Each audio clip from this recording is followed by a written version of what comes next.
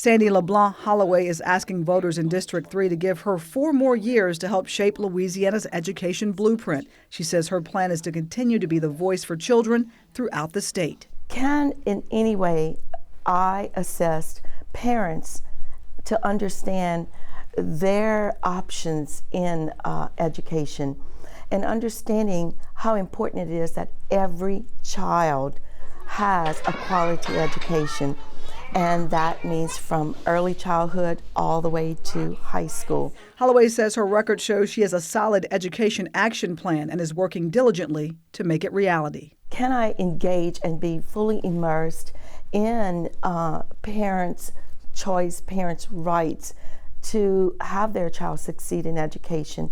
And people who know me, I love that service. I love to work within. I am just not talking it, I'm also walking it with these parents and also their children. Children throughout the state who are lagging behind in almost every educational category, something Holloway says she hopes to help improve. It's very important as a BESE member that I work hand in hand very closely with the legislature, because it stems a lot with our funding source, that our district schools have the funds they need to operate, not only to fund resources in the classroom, but that our employees, especially our educators, get paid at hopefully the national average. Her competitor, Jenna Perea, is a 4th grade teacher in Houma, Louisiana. I started getting more involved in what was going on with our schools a few years ago when I started noticing things that just weren't right. And I was thinking, where can I make the biggest difference? Where can I do it? Because standing on the sidelines in the classroom isn't helping. She says every day in her classroom she sees the failure of Louisiana's current practices and policies up close and personal. The standards that have been put in place, they were changed. The grade level equivalencies that we had were changed to the Common Core standards. And there was a lot of backlash about that, about how they weren't developmentally appropriate for our younger kids and that they were too complicated. And then the curriculum that was chosen to go along with it was too complicated. So our state, they decided that they would do away with the Common Core, but what happened was they just changed a few verbs and just changed the name of it. Perea is very clear on what she would do to turn the state's struggling schools around. The first thing we need to do is get a state superintendent who's qualified for the position and who wants public schools to succeed on their own merit and not by dropping the standards to make it appear that our schools are succeeding. And she says she would also work to immediately revamp the way Louisiana children are assessed. We need to reduce the testing that our students are put under.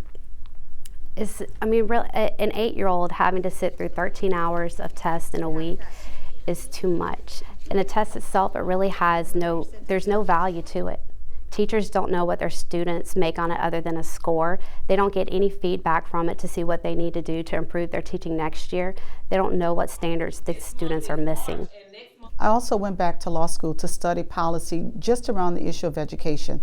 So what I see broken is that policies that are being implemented and laws that are being passed. Shawan Bernard is running for a seat in District 2 against incumbent Kira Orange Jones and Dr. Achanta Wyatt, and says topping her agenda is addressing the policies and practices that simply don't work in the state. We have to make sure that the laws that are passed reflect good policy, that when it passes to school it becomes effective for children and for teachers.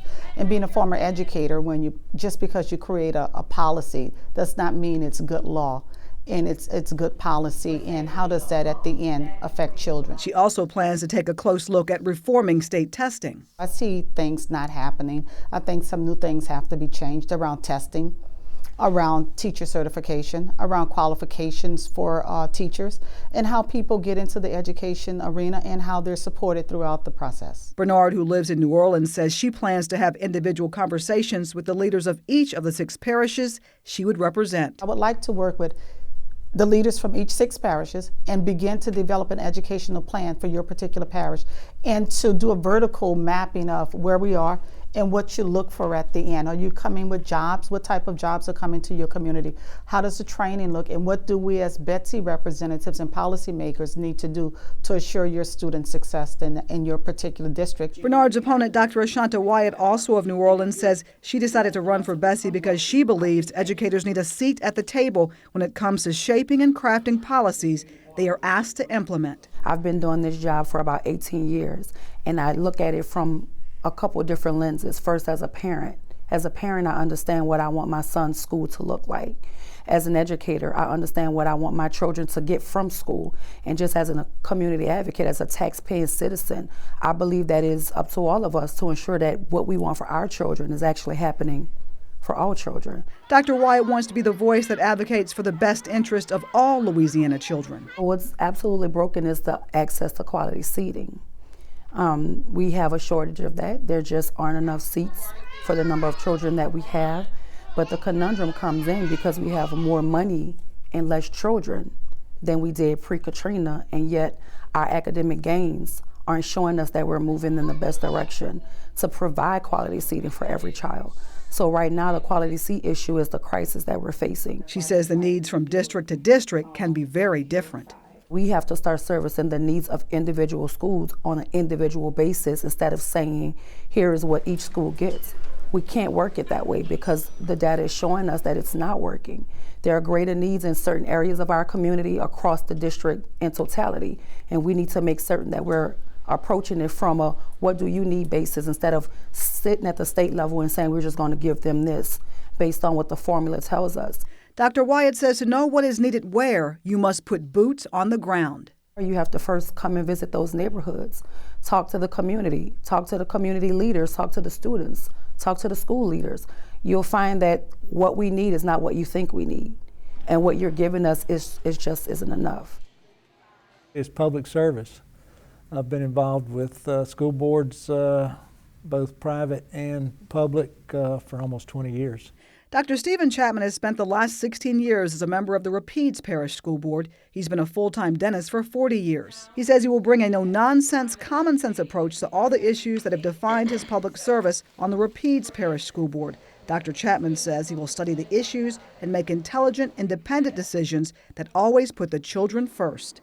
I'm taking this opportunity to represent the 5th District, be the eyes, the ears, and the voice for the district as far as representation. He says he will use his experience to help change the trajectory of education in Louisiana, starting with possibly get more local control as to the local boards having more control over what they do, the money they spend, and the programs that they put forward. He also doesn't believe one size fits all. The 5th District is different. And they all have individual needs, just like a child does. Veteran Monroe educator Ashley Ellis says her experience on the front lines makes her uniquely qualified to hold a seat on the Board of Elementary and Secondary Education. Look, I've been a teacher and an educator for 17 years, elementary school, middle school, high school teacher, and now an administrator. And I'm running for BESE because I feel like our voices as educators haven't been heard. Now we're talking about the issues that we have concerns with in education, but we're not at the highest level. She says it's important that all children start with a strong foundation, which will be one of her focuses if elected. First, I want to work on early childhood education. I think we need to do more with 3-year-olds and up and talk about the funding for that. Another initiative that I'm really passionate about is recruiting and retaining teachers. She says the bottom line, if students don't leave high school ready for the next phase of their lives, then they have not been adequately prepared, and she hopes to do her part to change that. Workforce development. How are we preparing our students to go to college or to enter the workforce, and are they ready to do that when they leave us?